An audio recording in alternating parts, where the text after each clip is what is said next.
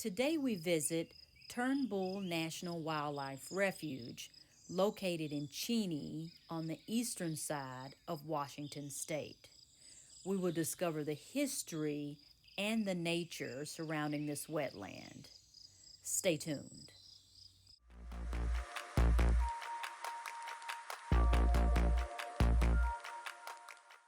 Hey, hey, thanks for stopping by. My name is Stephanie, and I've decided to start a YouTube channel.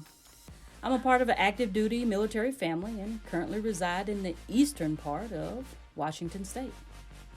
So sit back, relax, and enjoy the video. Peace.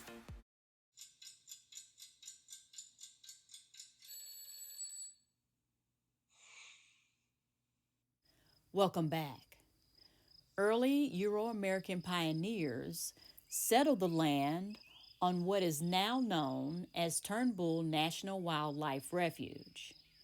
In order to make a life for themselves and their families, the existing swampland was converted into land in which cattle could graze.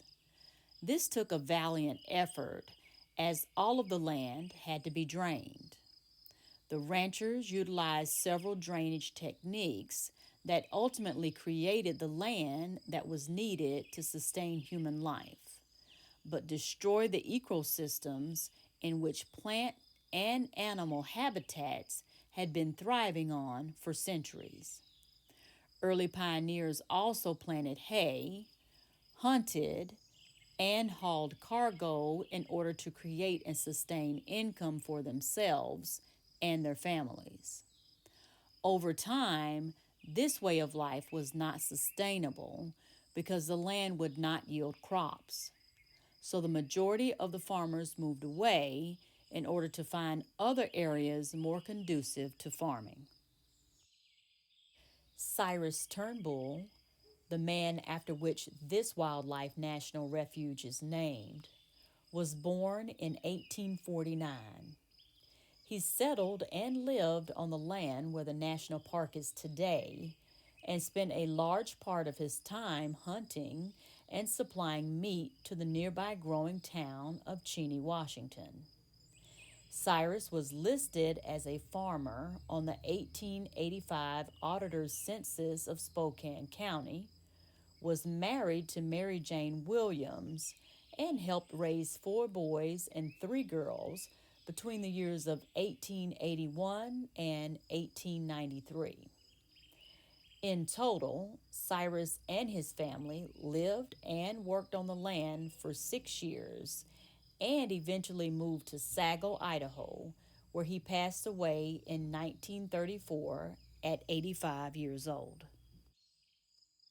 On July 30th, 1937, President Franklin D. Roosevelt signed Executive Order 7681 and created Turnbull National Wildlife Refuge.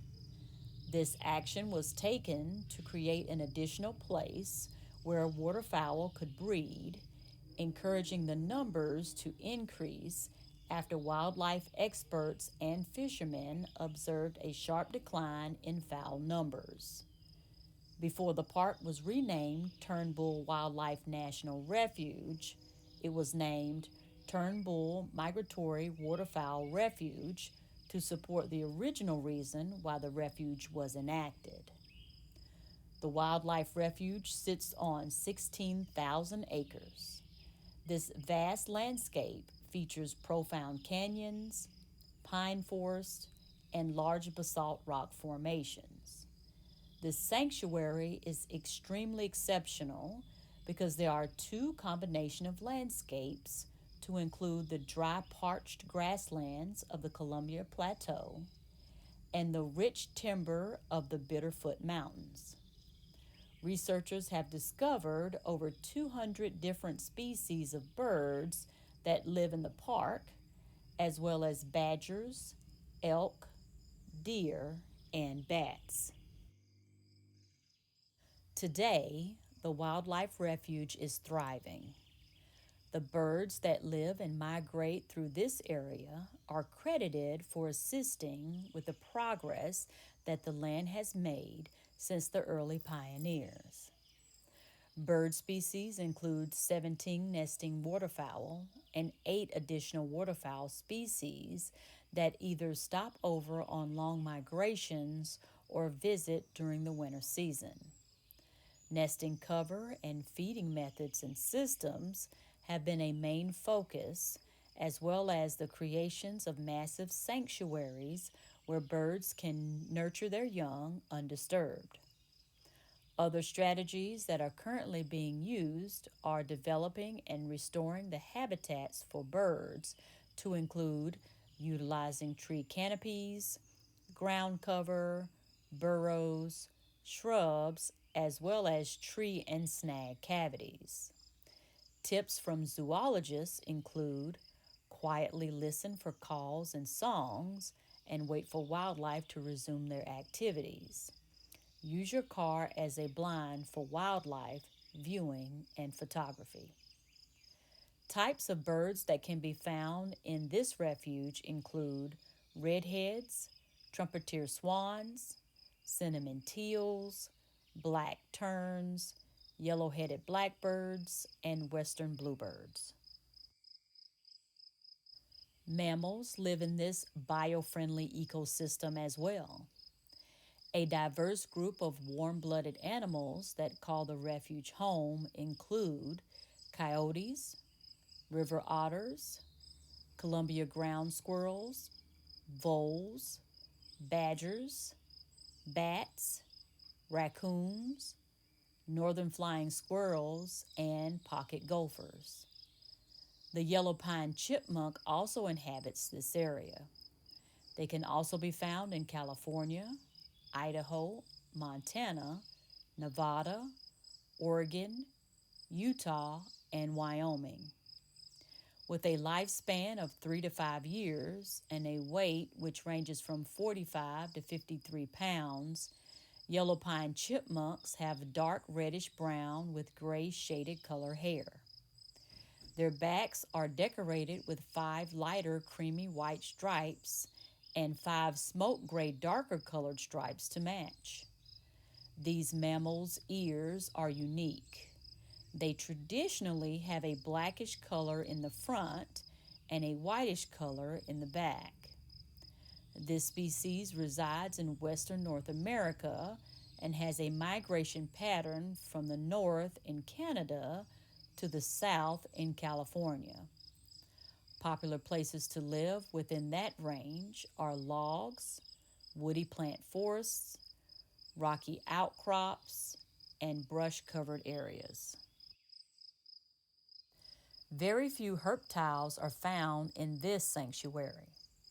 Known classes to roam here include salamanders, frogs, the western painted turtle, snakes, and the western skink. The western skink is the only lizard species in the area. This lizard species is generally small with short limbs and smooth scales. You'll know this lizard when you see it. It has a bright blue tail that is almost 2 times its body length, reaching 1.5 to 2 inches long. This lizard can also be found in northern areas that reach into British Columbia and southern areas such as California, Nevada, and Arizona.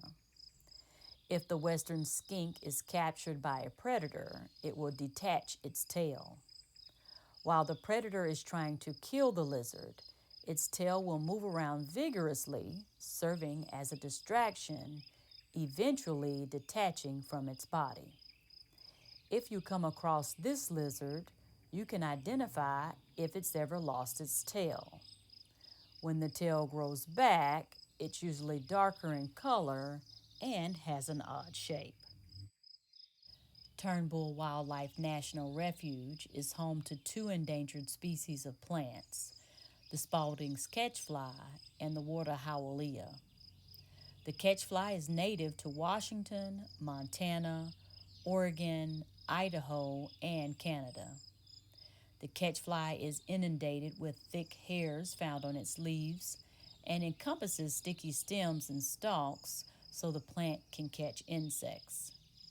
The water howellia produces flowers in the wet months and only grows in freshwater wetlands. These freshwater wetlands follow a series of annually filling up and drying out periods.